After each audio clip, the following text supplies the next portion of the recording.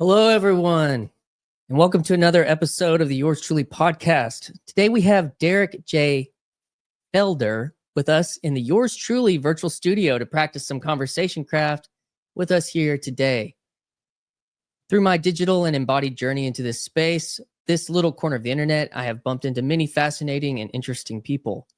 This has happened digitally in spaces like YouTube and X, and in Meet Space, Meet, at places like Jordan Peterson's ARC and Jonathan Peugeot's The Symbolic World Summit, and in the future at one of Paul Vanderklay's estuary gatherings, namely Midwest Estuary, August 25. I'm going. Are you? Where I hope to bump into more of you from this quirky little corner of the internet. Derek has been on my digital radar from early on in this journey. I noticed he was writing for The Symbolic World. Pretty sure I saw him at the summit and some of the follow-up conversations that ensued. And he has commented on a video or two. That's just how this works.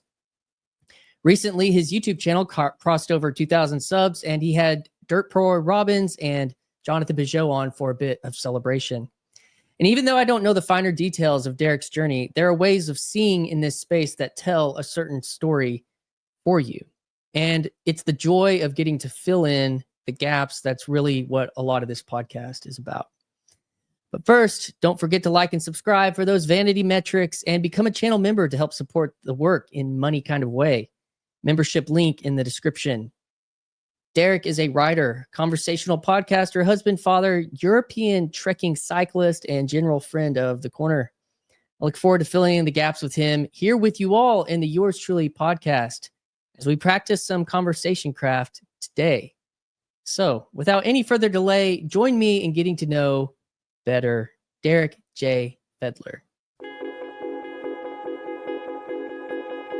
Hi, this is Christian Baxter, and you're listening to Yours Truly, a place we go to think out loud.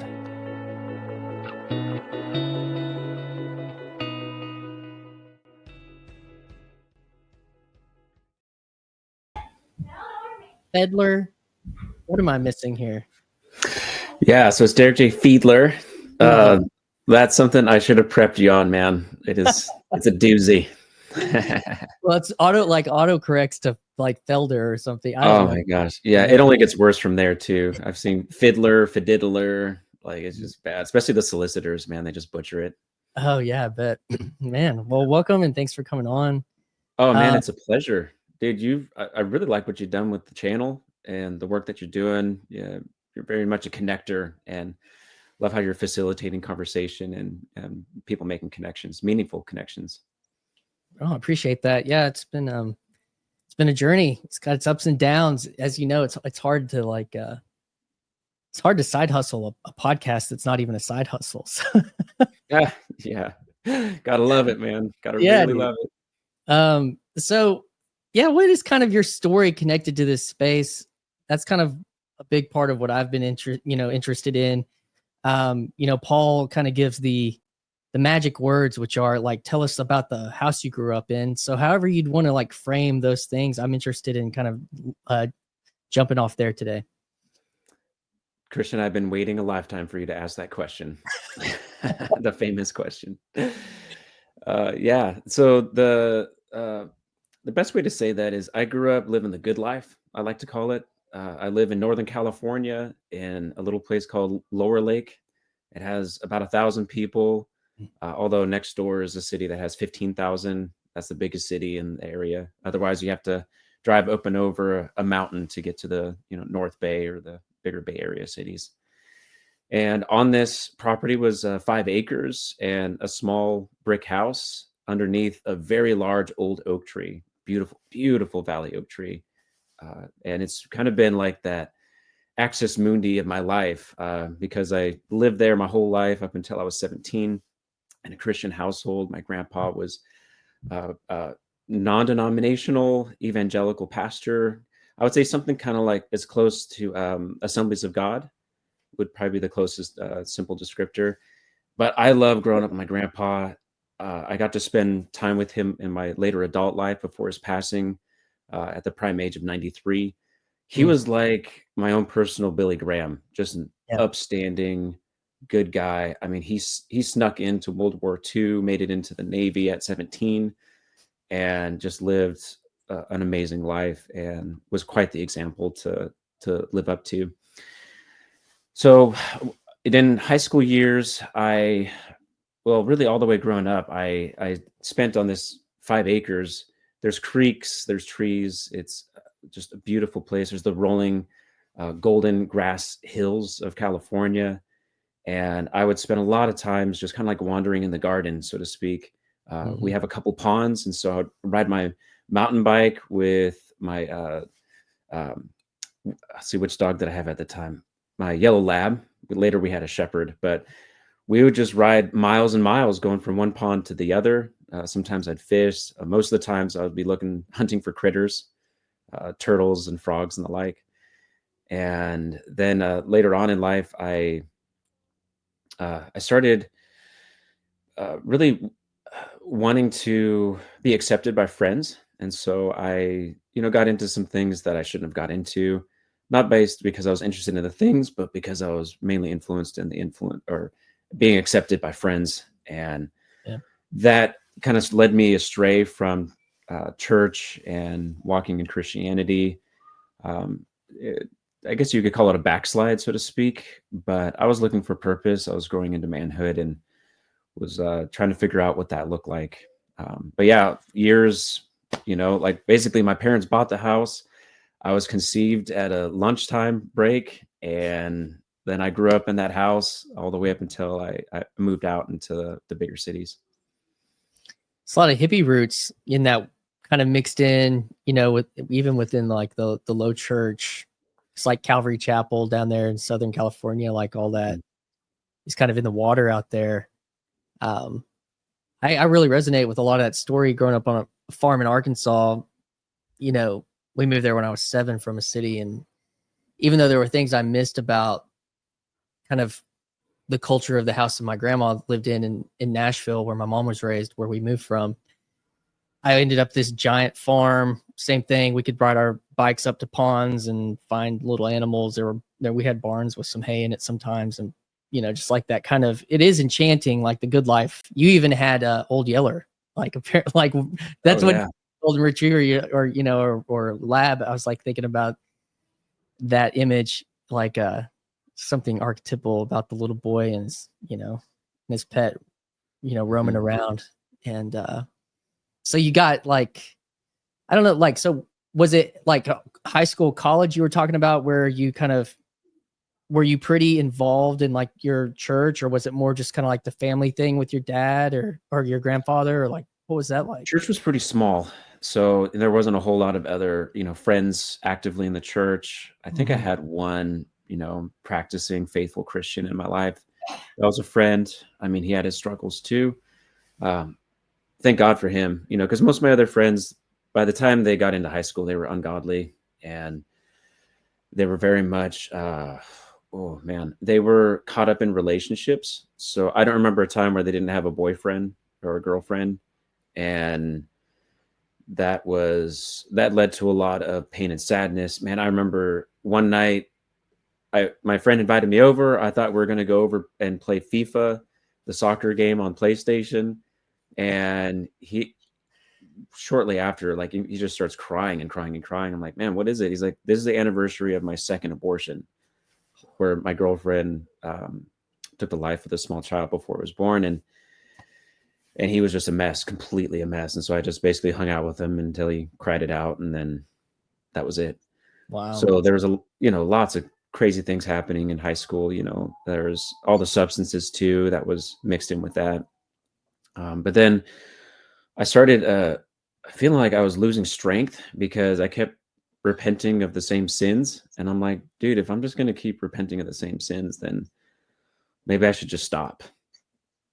Maybe I Mm. should just stop.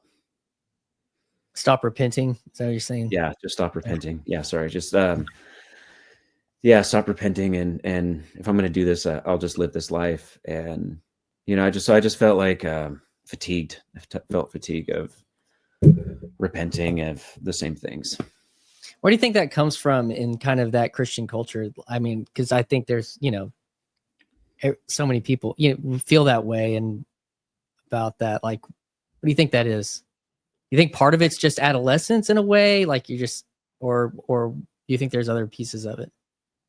I was trying to figure a lot of it out on my own. I was surrounded by, people like my grandpa, my mom and dad, other adult figures in the church that were fantastic examples. And, I was in a good environment. I went to the school that was a ministry of the church. And so it was a more Christian academy, the Guardians.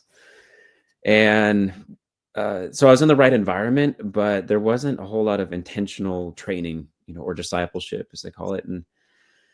And so I think there was some of those things could have easily been answered if there was just, adults brave enough to ask and check in with me. Hmm. But, my appearance made it seem like I Everything. was doing just great. I was excelling in life and spirituality and in my faith. But then in the background, I started living two lives near the end of high school there. Yeah, I So I get go to that. church, on a Sunday, and usually it was a late night before, and so I just stumble in, and I didn't want to miss. Like I felt like there wasn't this contention. I wasn't rebellious per se, but started living that double life. So what happened after high school? What'd you get into? Like, what were your interests? What were your, you know, things that drew you? Did you aim at a career, or like what kind of things went on for you there? After graduating early at 17, I moved to Santa Rosa, California, which is closer to San Francisco and Bay Area. So it's a larger city. It has a very large junior college, or let's see, what else do they call it? A community college. And so I started taking classes there because I just thought, hey, that's the script. That's what I should do. Don't really want to get in debt, so I'm going to go do that. And plus, there's this thing with small towns where you can really measure success by just leaving and getting out. It's like those that escape are the winners, and those that stay are the Mm. losers. So I was definitely caught up in that and made my exodus and went to school there. I took classes. I also grew up playing the piano and got into the jazz class, played on the jazz combo band. And meanwhile, I was starting out, I think I started as a history major. Then I changed it. Eventually, I changed it to pre-medical to get into nursing or doctorate. And it was actually in an anatomy class where they have the cadavers, the dead bodies. They had four of them in a room, and something another happened, and I found myself in the room alone with a bunch Mm. of dead bodies. And here I am. I think I was 18, maybe 19. And I had that moment, Christian, where I was like, oh man, mortality was right in my face. And I was like, one of these days, I'm going to be where they're at. Mm. I'm just going to be, laying on my back, not moving, soulless. And I had this like profound philosophical moment where, I went home and I just thought about it. I wrote poetry about it. It really shook me. And then I just had this moment where I knew I was like, I am pursuing the dream of someone else. This is like what my parents want me to do, not forcefully, but I was just following someone else's script. And I was like, what I really want to do is music. And Mm. so that's when I started looking into opportunities for that. That led me to Sacramento for about a year. And then I found a producer in Portland that agreed to do an apprenticeship for how to record music professionally. And then I moved there and lived in Portland with my sister for 2 years.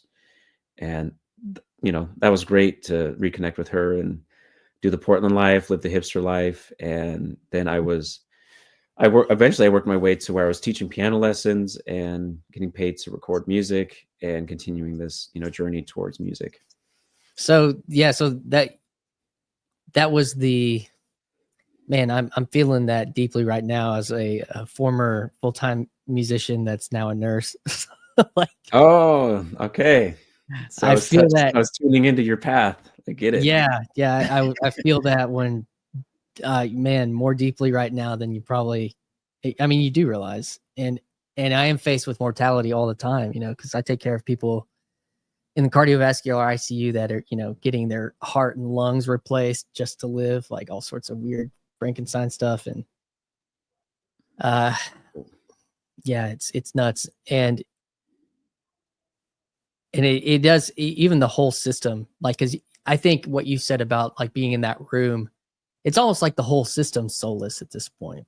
That's kind of how I feel related to it. Not that there aren't good people, doing things and helping and stuff, but as a system, it feels very soulless to me. And it was interesting to me that you said you went back from that moment and went and wrote poetry.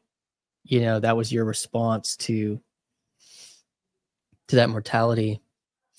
So you get into music. You've put out some albums. I guess, or you've just been on albums, or kind of what's your? Yeah, no, I didn't get to that point. I really liked writing music, so I didn't publish a whole lot. I did do a cool project where I published a song each day for 90 days Oh wow! and put it up on SoundCloud, and that was a lot of fun. It was over 10 years ago now. But I got into writing more like find myself more attracted to concept albums, like in progressive rock and how they can tell a story, similar to how Neil does it with DPR, Dirt Poor Robins. So I got into that, but I didn't finish a whole lot. And so I did the music thing. I really like teaching. I really like teaching piano. I still like to keep, 1 or 2 piano lesson students going, even to present. But what happened is before I finished, projects and really took off with all of that, I decided to travel. And when I traveled, I went to Costa Rica, and I really just mentioned the hippie life. Like I tapped into full hippie mode and was living on a small permaculture farm and visiting all the different permaculture farms that were established there. I was working in a bamboo factory where they grow like the tallest, craziest lumber bamboo. Like they build 4-story buildings out of bamboo. It's Wow. fascinating. And so I really connected with the locals there, and ended up staying and befriending many of the local Ticos and learning Spanish. And so I did that for 6 months. And then before I knew it, I was back in the States, and I was really I had the intention of going back after I raised some money because I wanted to buy land. And dude, I was practically a campesino, man. I just wanted to be right there with the others with the machete, going in the woods and doing the Costa Rica life there, the pura vida. But I found myself back in the States and decided to work and earn a bunch of money and pay for land. But then I met a girl, and she was like an angel. She was dressed in white, and I was just Twitter pated. I couldn't believe it. And then the next, we had this wonderful evening that involved hiking and some what you call it, mind expanding substances. And then the next day, she's like, "Oh, by the way, I'm going to be getting on a plane this evening, and I'm going to go to Colorado." And I said, "You got to be kidding me." And so after she left and things kind of settled down, I said, I got to go chase after her. So I chased after the girl, but my method of choice was a little bit questionable. I decided to do it on bicycle because I like to stack functions and try to, get as much out of things as I can. And so I was like, I've always wanted to do this, and I don't have those responsibilities and commitments that I had before when I was established in Portland. With the piano students and people expecting to be there at certain times. And so I was like, I'm just going to go for it. So I rode my bike from Portland to Boulder, Colorado. And along the way, she's like, I reconnected with my old boyfriend. Of course she did. And I was like, oh no, oh man, the lady in white, this mysterious woman, it's not to be. But then along the way, I fell in love with traveling. And I was like, okay, this is why all of these things transpired the way they did. So I did end up making it all the way to Boulder and kept traveling from there. So you got on a bike, and as as the story goes, oh, sorry, I've reconnected with my old boyfriend. That's like that's like a theme in reality. At some point, did you go from there to the big Europe trip where did you trek across Europe on a bike? Is that part of No, the so it wasn't Europe. That's on my Oh, bucket list. It was okay. Latin America. I was trying to. So what I wanted to do was go all the way to South America eventually. So what happened was I met a few travelers along the way in Missoula, Montana, and they were one was in dreadlocks and was he was a guitar player. He played a lot of Bob Marley and Rastafari music, and was very much an activist, very passionate man named Steve. And his friend Chad, they graduated from Ohio State and decided to do a road trip going to the West Coast. And so we met kind of in this crossroads. And then after I returned back home, after arriving in Boulder and getting back home, I realized, like, man, I want to reconnect with some of these other people I met along the road. And I called them up, and I was like, man, did you guys make it to the West Coast? They're like, yeah, we're in this place called Santa Rosa. And I got back to visit family in Lake County, which is the next county over. I was like, you got to be kidding me. So one thing led to another, and we decided to keep traveling together. And we went all the way down to San Diego and decided, you know what, let's just keep going. Let's just keep going into Baja California, into Mexico. And so we went into the desert and into the wilderness. And so, Christian, when all of this stuff was happening, so there's this interesting thrill of adventure happening, how I've described it, but there was also this journey happening spiritually. So I was in a high openness, exploratory place, and I was dabbling into meditation, different types of meditation, Buddhism, which would probably be best defined by how Jonathan Peugeot describes it as California Buddhism. I don't think it was the real deal. Had I been connected with, pure Buddhist, who knows? I don't know. But I gave it a shot, and, there was things I admired about it, but other things I didn't connect with. I was on a quest to prove my grandpa wrong and prove, my family wrong, that wasn't really the faith of my fathers, that in my mind, I thought that they were shallow thinking and blind sheep, just following, but I was going to find the truth. I was going to find a bliss that was greater than anything I've been introduced to before in Christianity. And so I explored that. My writing partner was into Vedanta, which is kind of like an all-in-one version of Hinduism. And famously, Ramakrishna was the teacher that was kind of like the saint in that world. And we read his books and studied him a lot. And he was very into it. I mean, along the journey, we came across Hare Krishnas and stayed with them, broke bread with them. We came across even atheists too. I mean, it was kind of like the meaning crisis, or the road to meaning started then, was in these earlier years when I was exploring all these different What years? things. Let's see, I was in my early 20s at the time. So about almost 20 years ago, I guess. Oh, let's see, I'm 37. Yeah, so over 10 years ago now. 10 to 15 years ago. It's when all these things were transpiring. Yeah, dude. So how far down did you make it into Latin America? When we were in Baja, Steve and I decided we're going to go all the way to Tierra de Fuego, and that's at the very tip of Argentina, the end of Patagonia. And Chad decided to go home, and so it was just the two of us, and we took the ferry into Mazatlan, and we kept traveling through Latin America. And it was then that we decided to do the big trip, which is just open-ended, like we'll get there.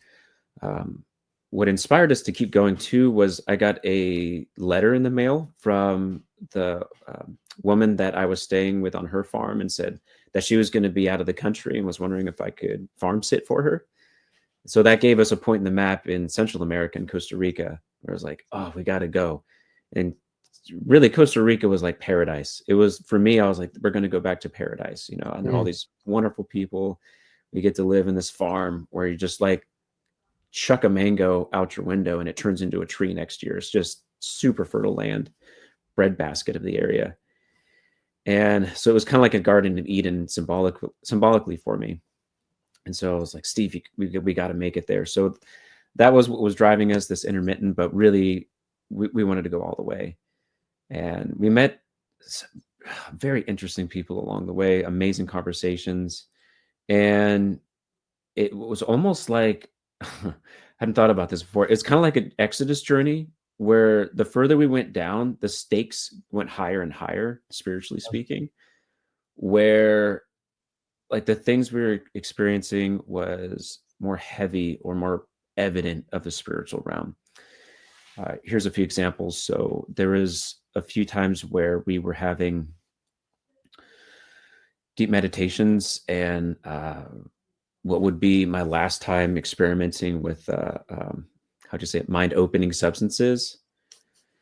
And we had made it all the way to what actually was the birthplace of the psilocybin mushroom and Alan Watts and that whole movement back in the 50s and 60s. So we made it there, and we found the wise woman. We found like someone we could pay to do the ceremony, and we're like, this is like the epitome of, like we're the envy of all of our hippie dreams and of grandeur, of how, this is the birthplace of this. And it was a bad trip. Like, it did not go well. The old woman got tired and kicked us out of her house. Wow. And I had a lot of very envious, jealous thoughts that developed, that started there towards my partner. And was just like, that's when I started thinking of like, I'm going to ditch him. Oh, wow. I started getting really jealous of his, say his artistic abilities, or his likability with people we were meeting. He spoke better Spanish than I did. And so it was like I had this demon of jealousy and envy enter in to try to create division between the two of us.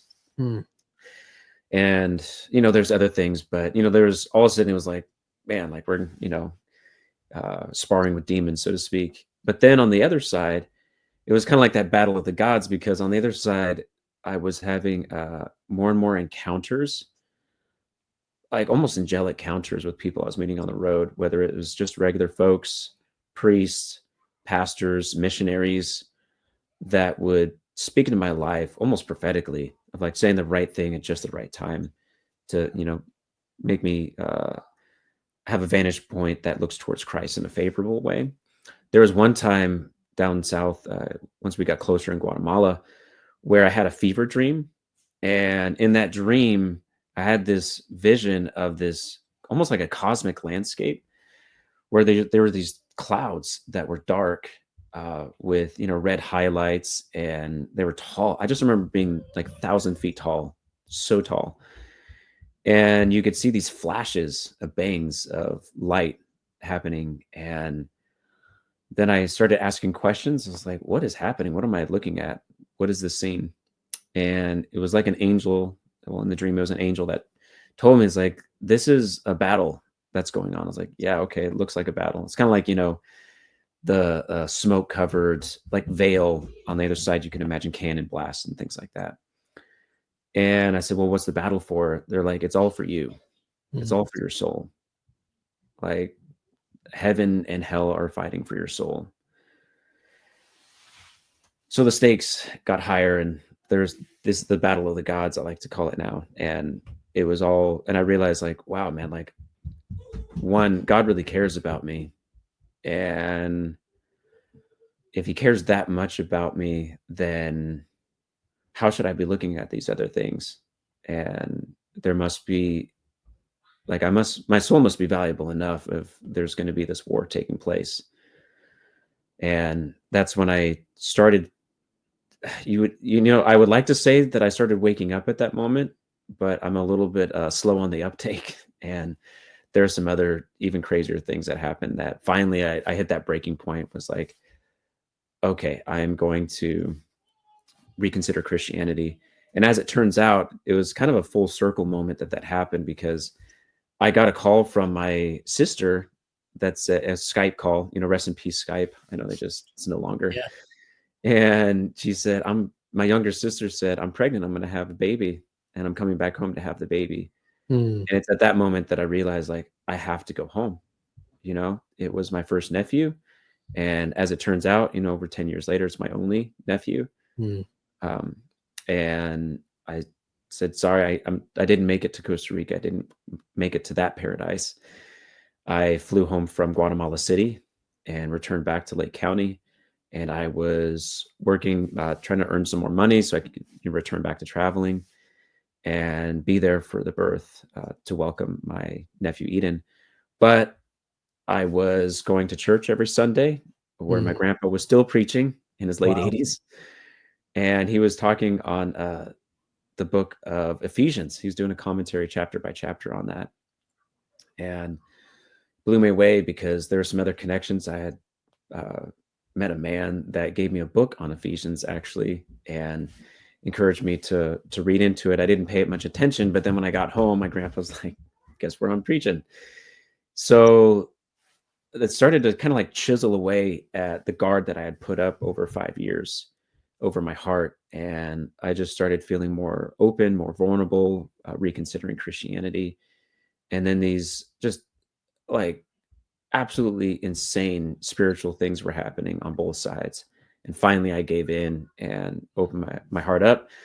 But keep in mind, Christian, this was in the time where I was using very much like a new age language. And so I said, all right, Jesus, I'm going to open the door up to considering you as my teacher or my guru, and I will allow your teachings to influence me. I will try to follow them. I'll give it a shot.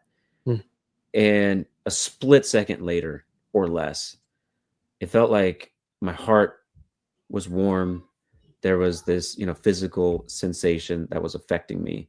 And it felt like the only way I can describe it metaphorically is it's kind of like all these other things were trying to peel back the layers of this artichoke, and they could only get so far.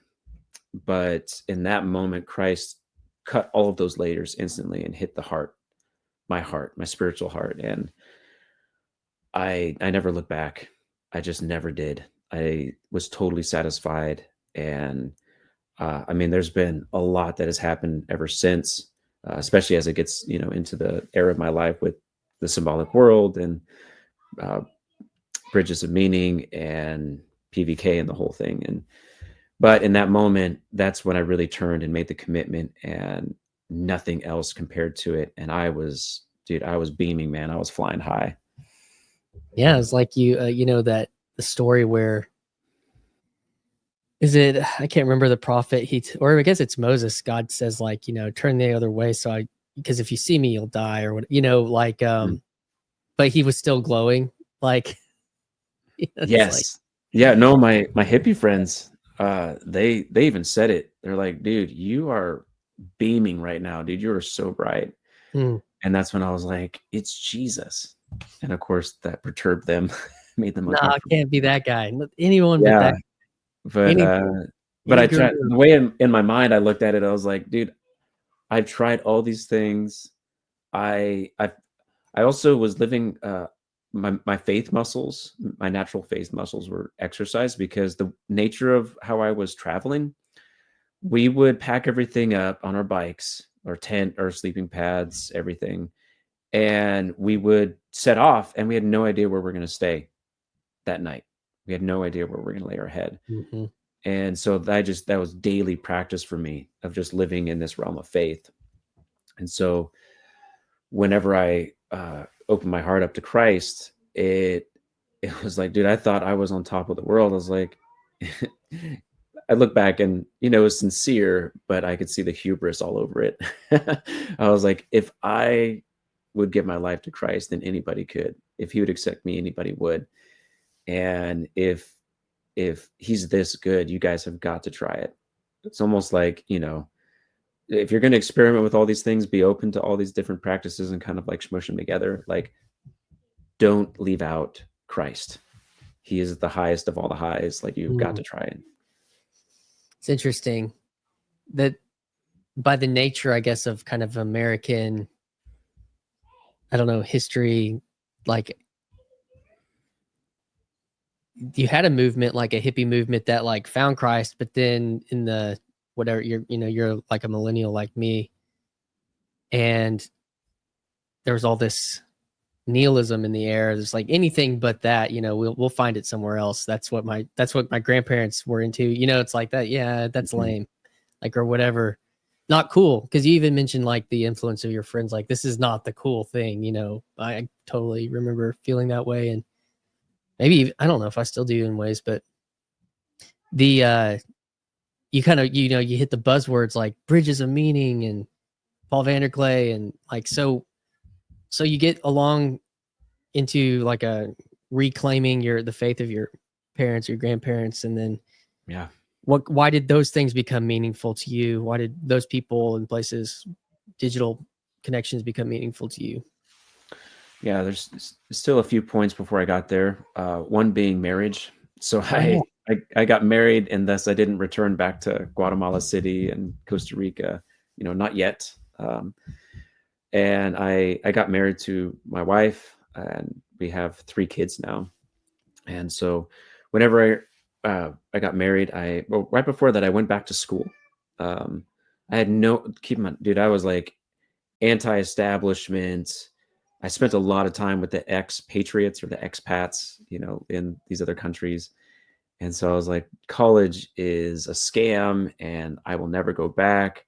I had just done this hands-on apprenticeship-based learning and was like, this is the way, mentorship's the way, learning from people doing actual real things, which is still important to me today. But it was during a prayer/meditation time.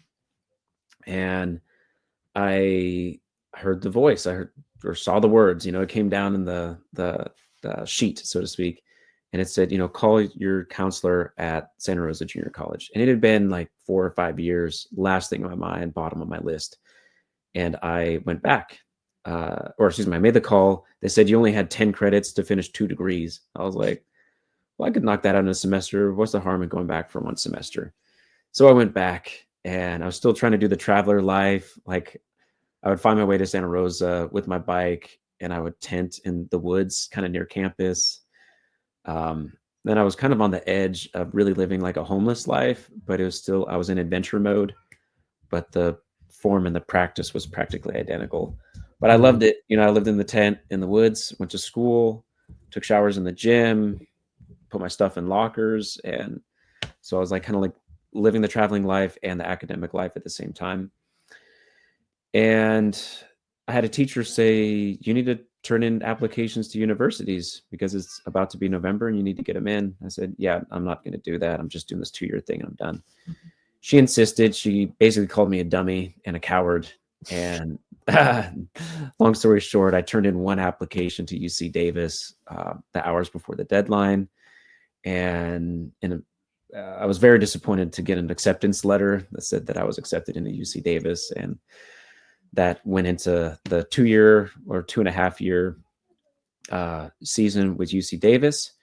I went in as a single man, pursuing what would become my wife. I became a married man, and I became a father all within that time. So I graduated with a 9-month-old baby. Wow. But I loved it, man, because I was transitioning and I was around a bunch of 19-year-olds, and I was like, marriage is the coolest thing in the world. Mm. I wish I would have done this way sooner. And so I became like a proselyte for the matrimony of marriage, and inspired a lot of people to get beyond the maybe some of their apprehensions for committing Yeah. to a marriage relationship. So this is finally tying back to your question. So it was at college where I went to take a community development degree, and I thought that was going to help me uh, uh, grow or strengthen this tiny home village organization that I helped to advocate for back home to help address homelessness.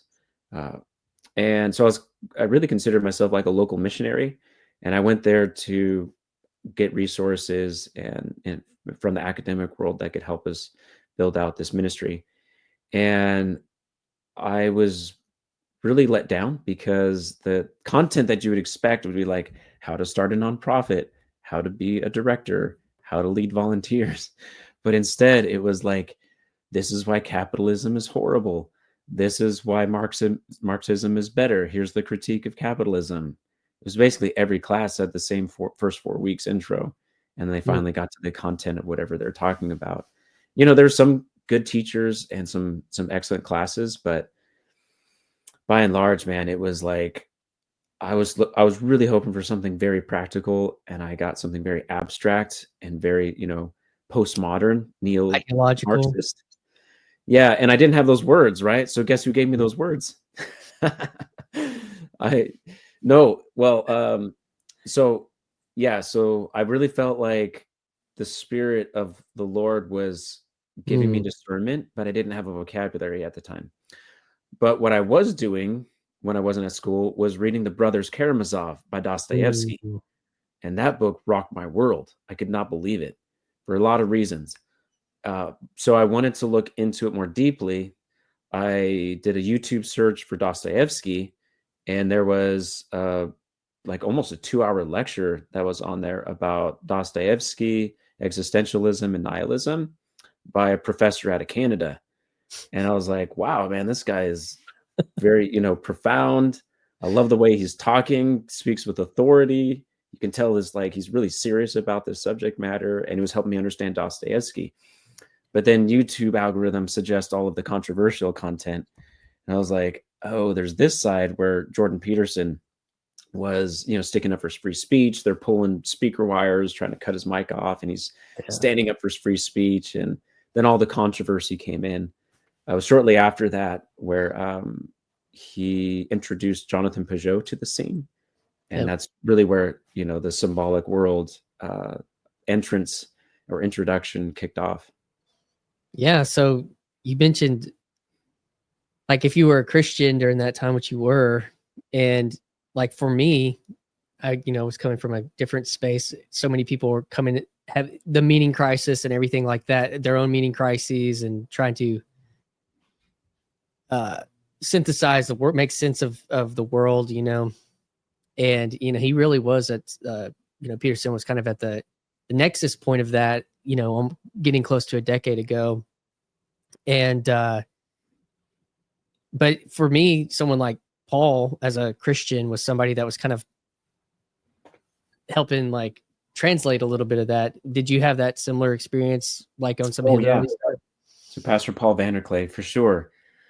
So he was super helpful in those beginning years, especially because for that reason, I was in this evangelical, Protestant, charismatic, Pentecostal scene. I didn't have any issues with Christ and living a life in the Spirit.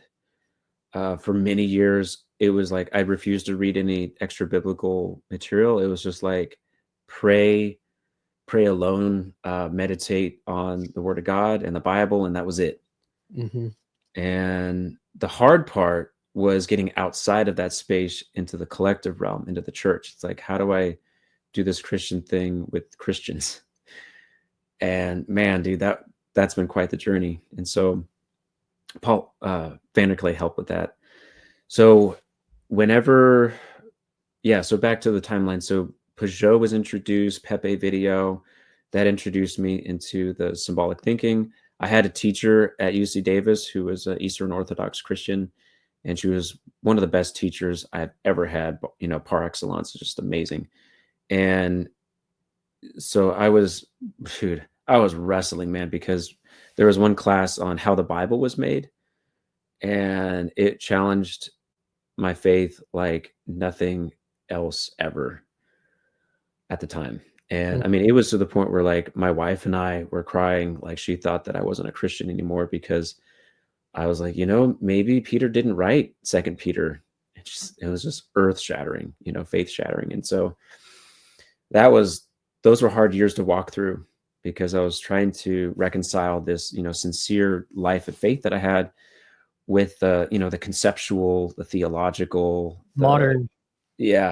with, then, the other third leg to that stool was modernity, and Mm-hmm. being super challenged, because communism, dude, it is in that space, it is subtle, because it's not apparent. It's not like a blunt hammer, right? It is, 1,000 nail pricks, right? You don't even notice it, because it even, Jonathan Peugeot talks about the, weaponizing compassion.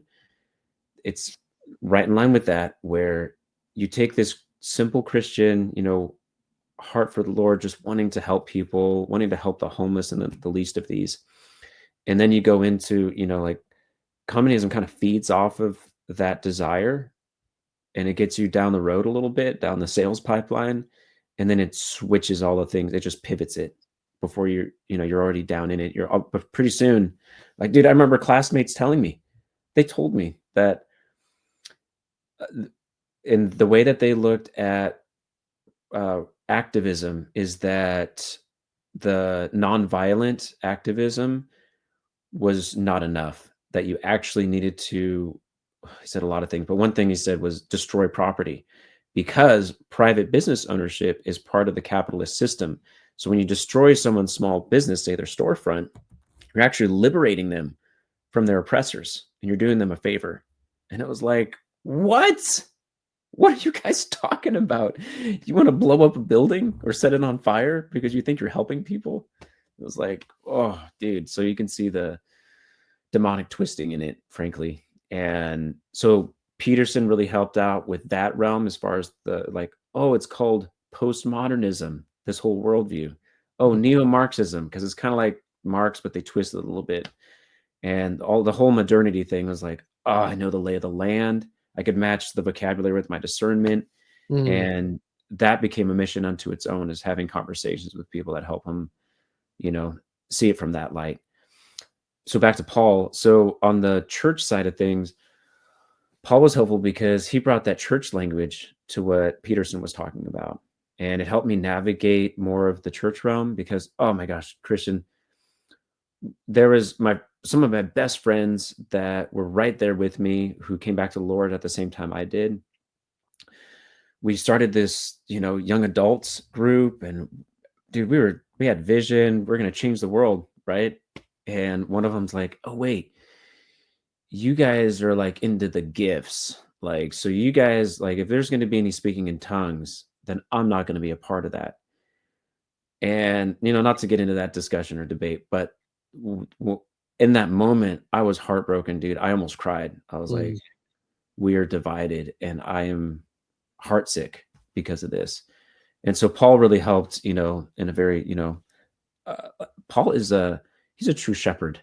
I look at him as, everything that you would want in a shepherd, he is. And that translates over to his YouTube and the virtual stuff that he does too. But I also got the chance to meet him before all the lockdowns took place. So they had a Jordan Peterson meetup group, Yeah. and what was that, 2019 December? I just got a wild hair one day.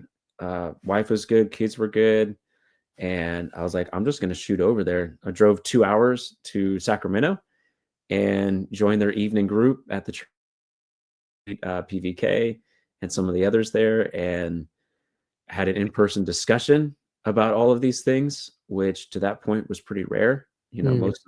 Most of the things that I was working on, it was hard to loop in people in my, physical circle, the people around me in Lake County. Yep. So that kind of created like this discrepancy. But yeah, Paul, that really helped a lot, was hearing him, connecting with him, and especially with that stage of life, just navigating what I was trying to figure out with the church. Yeah. I was in a similar place. I wasn't doing any of the online like community. I didn't even know about the rando stuff really until like a year and a half ago. But it was a lot of Mm. that kind of just taking in that synthesis as I was trying to rebuild. You know, a lot of my categories had been shattered for other reasons, and so I was trying to rebuild that. And he was really helpful in that endeavor with because it was kind of like followed along this path and this journey, in the digital space because that's where it actually kind of happened. Was not in more places. It really mainly happened in the digital space. That's in a weird virtual um way. So let's see. One of the things I wanted to ask you about was getting into kind of what the work that you're in now. And so we're kind of like at this crossroads of getting into, you talked about being introduced to Peugeot and this corner, but you've written for Symbolic World. And Mhm. I remember specifically you wrote about the movie Arrival. And my friend in this Mm. area, Luke Thompson's always talked about that. I can't remember who I was having a conversation with recently where we talked about language and symbol and about how that's incorporated into that story. Maybe it was James Taylor Foreman. uh Yeah. he writes on Substack, and he kind of had his own tangential corner conversion type thing that happened for him. And but it's interesting because multiple times, like in this conversation, you've hit on the theme of language. you've hit on Mm. the theme of I didn't have the vocabulary for that, or I had this vocabulary but not that vocabulary, and I just think that that's been really interesting. Is that connected to kind of getting into the symbolic world, getting into writing, and specifically like that film Arrival, which I think you just told me recently you're working on, that taking that essay and putting it into book form? Yeah, thanks for that, Christian. I hadn't really thought of it in that light, but yeah, if we were to tie the thread with what I've shared on the Symbolic World website, which actually, shout out to the Facebook group. I forget what is it. Uh, the zombie apocalypse and symbolism. I forget the exact name, but that's when I was on Facebook, man, that helped a lot, was having those threads, which later, moved over to Discord and the various Discord channels. But that was super helpful because, you could you basically write an essay and then people could comment on that.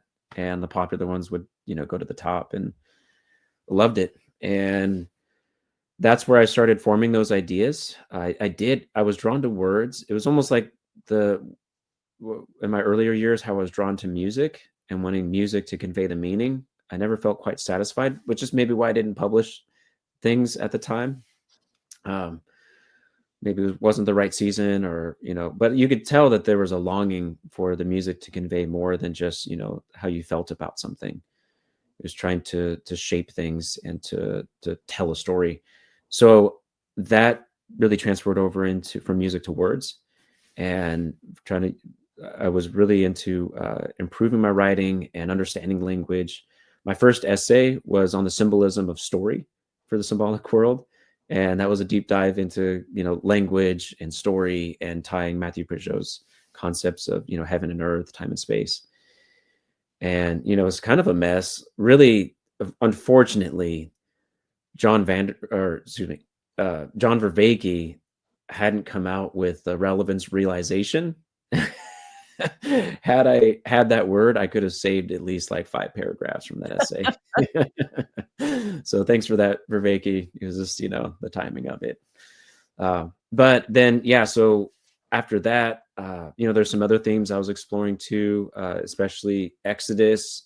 The one of top on the reading list for Peugeot is The Life of Moses by St. Gregory of Nyssa, 4th century book. And so I'd read that. So you could see like the pieces were kind of assembling. And then I watched the movie Arrival, and it just, everything synced up. And I was rocked, man, in the best way.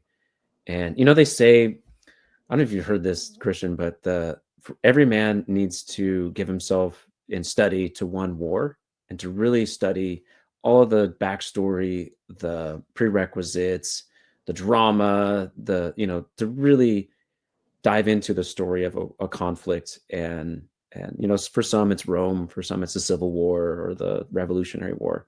What about I this think, one? Do you know this picture back here? I can't see it. It's a bit dark. What is it? James, this was at the Ark, and he was being highlighted. This picture was being highlighted by, I think it was The Spectator, and it's an actual image of the online culture wars. Like, there's all these little people that are from the culture war of the last 7 or 8 years. So when you're saying that, I'm like feeling myself like, this is the story that I've like kind of like trying to connect, like the drama, even like just even the story that you're telling is related to all of Oh my gosh, you're right. We're in one. We're in the modern day culture war. Yeah, and that's the story. That's the one. And it's not like I'm a culture warrior. Like I'm out there, I'm not a like Yeah. really aggressive Social personality, justice warriors, culture wars. or whatever. But Yeah. just giving yourself to one war. Anyways, that kind of popped out of me. You can go ahead. Yeah. In a way, yeah, the benefit of studying wars that have a beginning, middle, and ending is you can help to understand the ones that you find yourself in now. Yeah. Because we don't know how this is going to turn out. Hopefully, it doesn't involve cannons like the others one do. So all that to say is, I feel like it's the same thing with stories.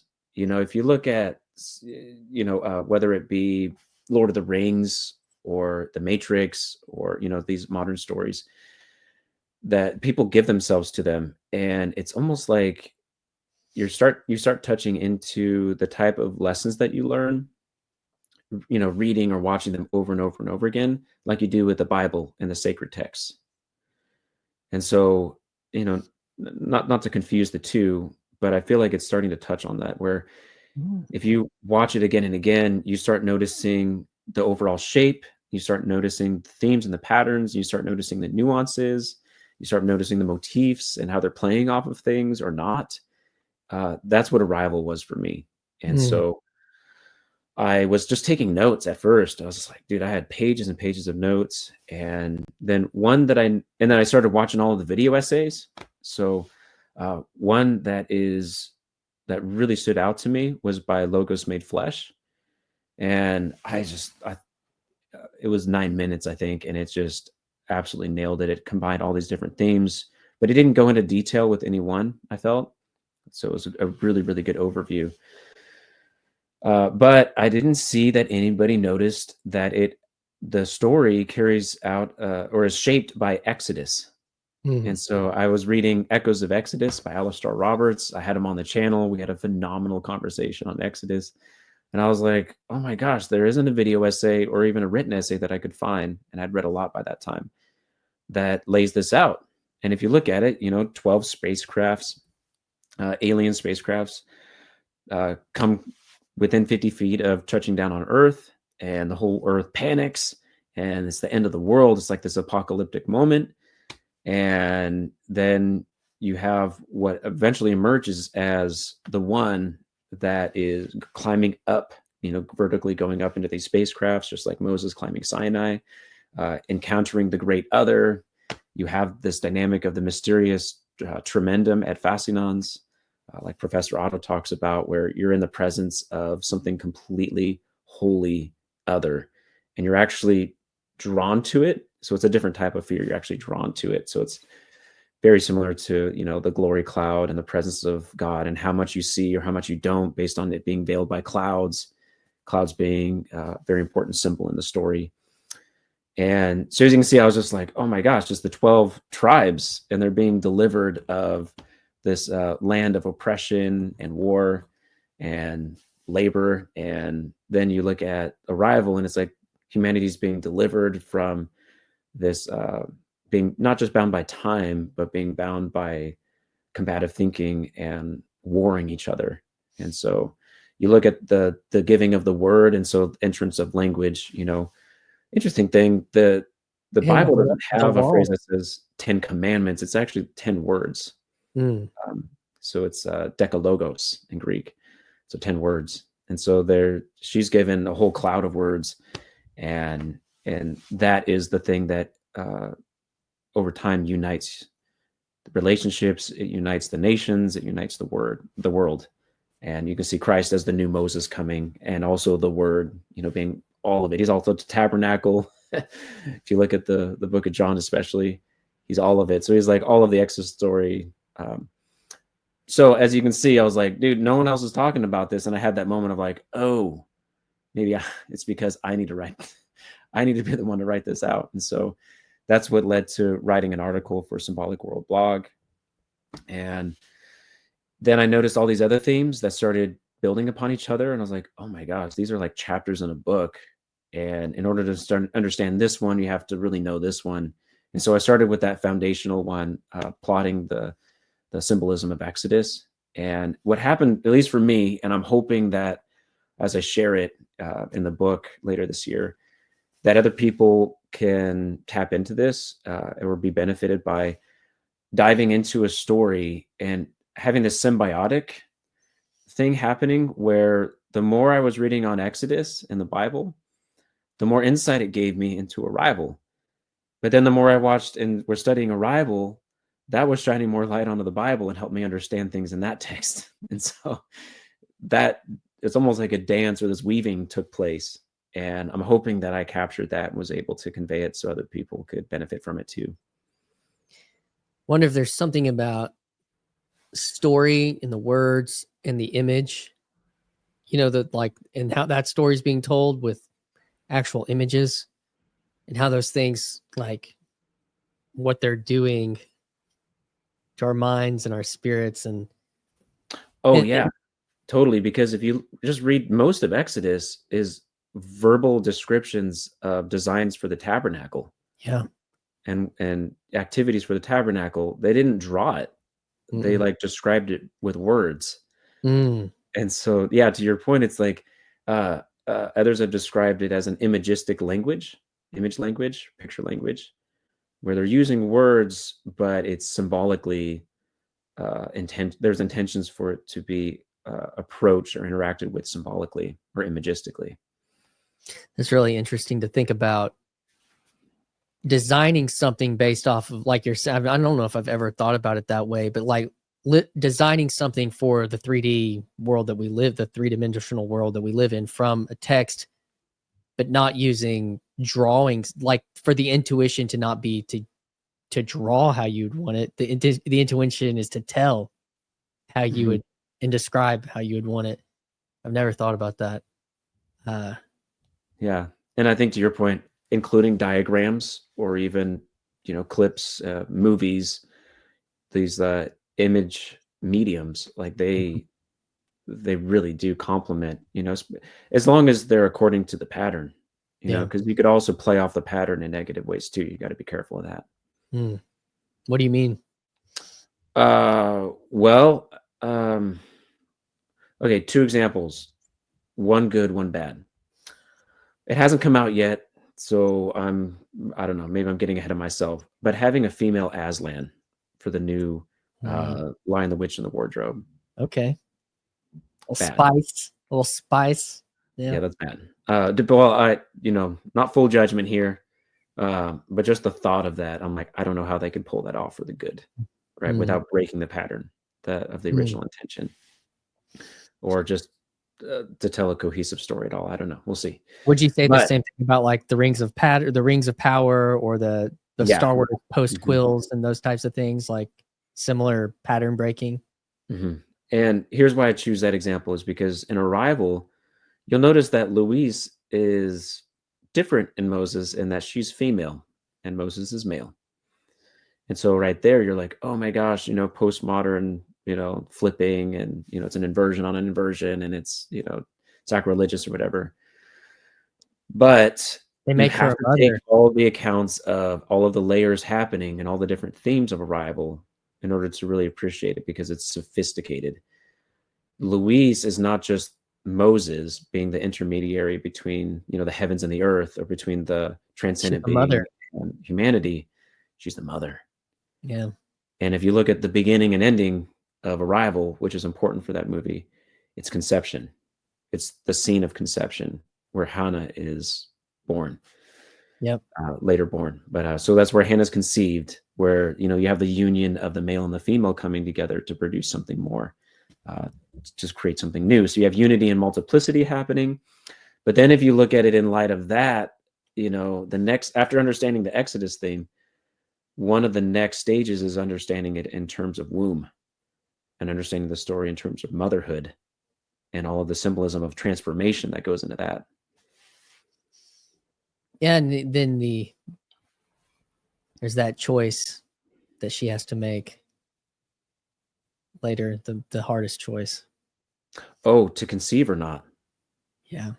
Oh, yeah. So right back to Jordan Peterson, one of the things I loved early on, like I think you talked about this in the biblical lectures or during that time.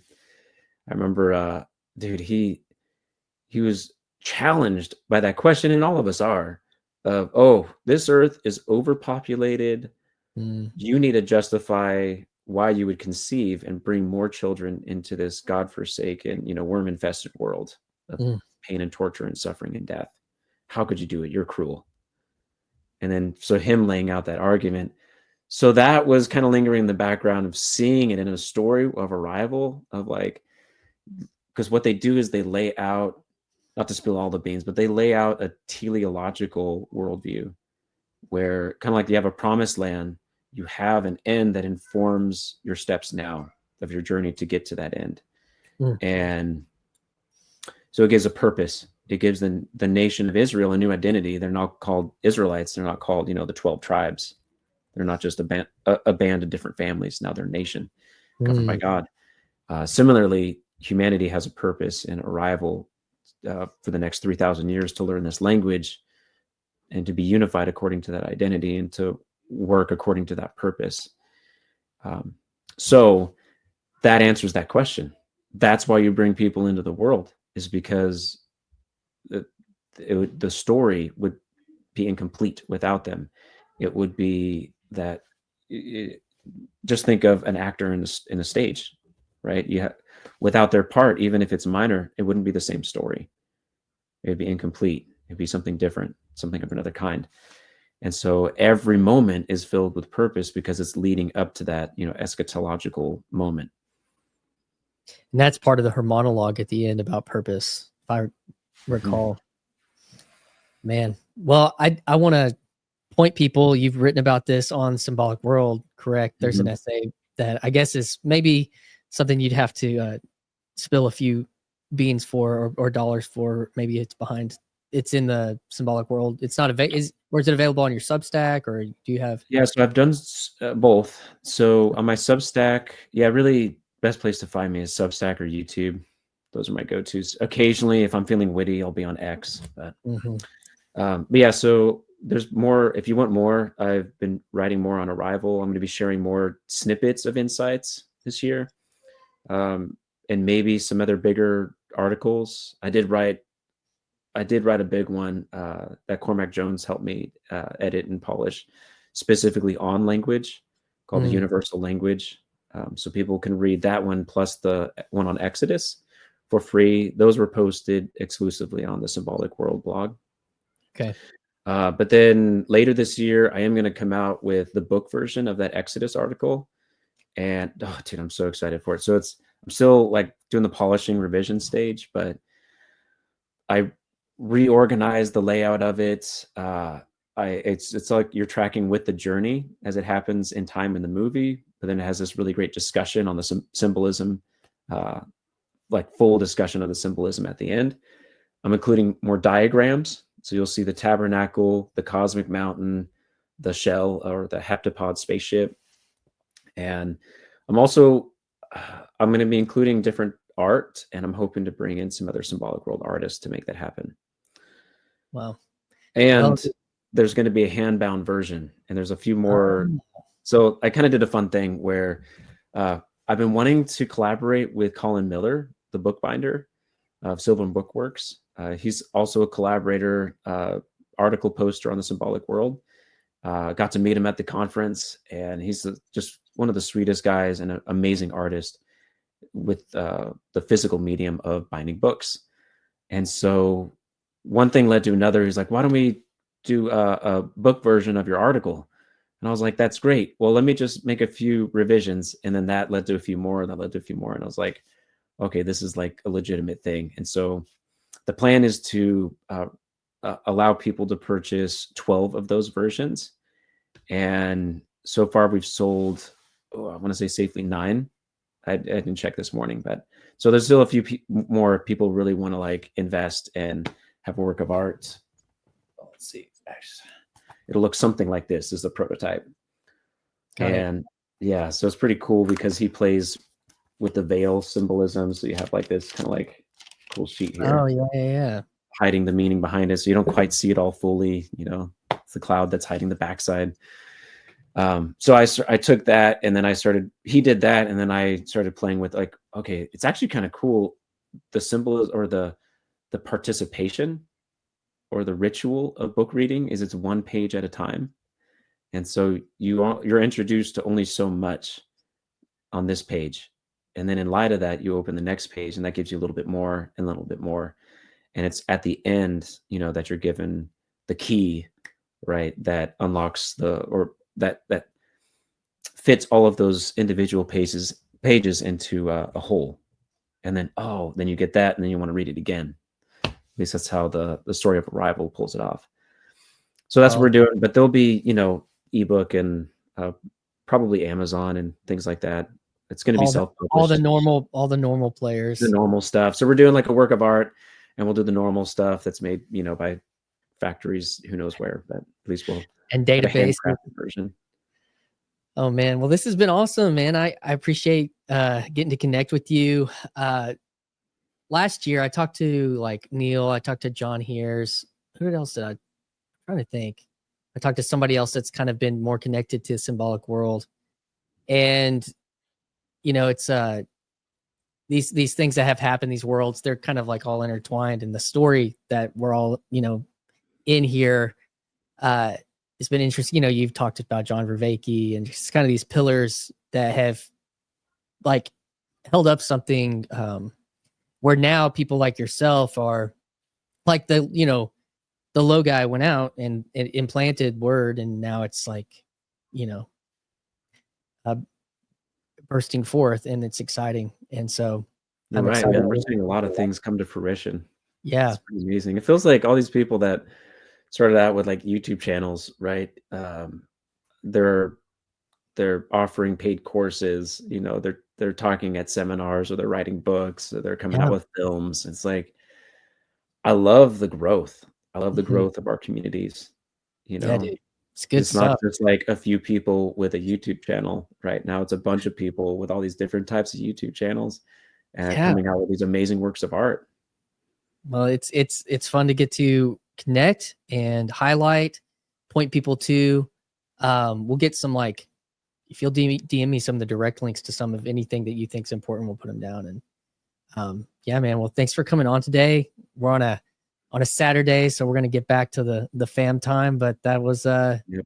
really great. I love getting to hear about your journey and also getting to share that, but how it then wove itself into kind of this corner of the internet, like so many of us have found, and finding meaning and making meaning, and cultivating that in our families and in our work and in our digital spaces. So, dude, thanks for coming on today. Yeah, absolutely. Yeah, it felt like it was a good start. I feel like next chapter, I'd like to hear more about you and maybe dive into some of these subjects in more detail. Well, let's do it. And no, I think it'll make sense. So, all right, man. Thank you. Thanks, Christian. Midwestuary 2025, August 22nd through the 24th in Elmhurst, Illinois. A weekend you won't want to miss, with special guests Cale Zeldin, Paul Vanderklay, Rod Dreer, Elizabeth Oldfield, John Vervaeke, and Jonathan Pajot. Midwestuary 2025, the Fellowship of the Spirit. Stay tuned for more details. Visit us at midwestuary.com for ongoing updates.